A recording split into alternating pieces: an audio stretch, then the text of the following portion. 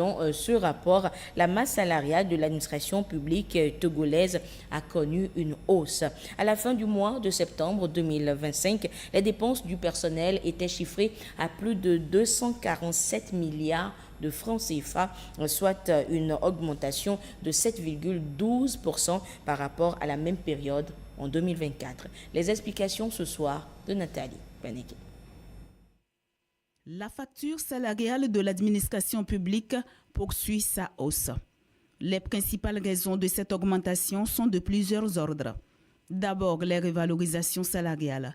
Celles-ci ont engendré une hausse de la valeur indiciaire des salaires et des primes. Vient ensuite le recrutement de nouveaux fonctionnaires de l'État, embauchés à travers plusieurs concours organisés dans divers domaines. De 73 984 agents en mars 2025, le personnel administratif s'est renforcé de près de 3 000 nouveaux agents en quelques mois seulement, entraînant mécaniquement l'augmentation des dépenses.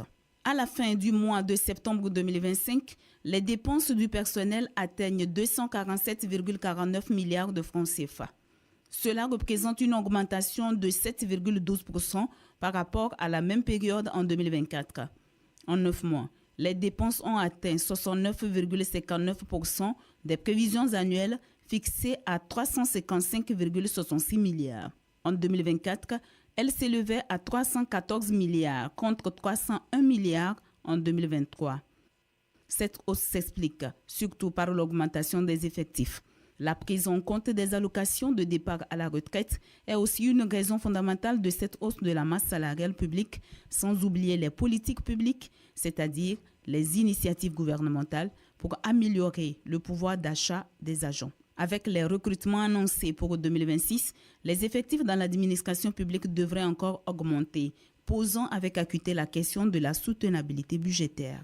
La masse salariale couvre les charges civiles et militaires. Elle inclut les salaires, primes, indemnités, allocations familiales et les cotisations patronales.